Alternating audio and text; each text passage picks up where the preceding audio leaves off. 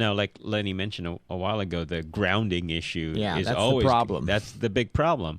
We don't have to shove it in their face in the beginning, I think, But it can lead to something down the road, and this is kind of the point of the book, is once you start taking away that foundation, then it becomes much easier. For example, look at the current Hamas-Israel conflict. I was actually shocked because in the 70s and 80s, when you had the different movies on the Diary of Anne Frank and you had Schindler's List, right? You have to say, who would be pro-Nazi? How can anti-Semitism even thrive? It just seemed inconceivable to me that we would ever be able to come back to an era where people would champion those who would do acts of despicable, unspeakable evil.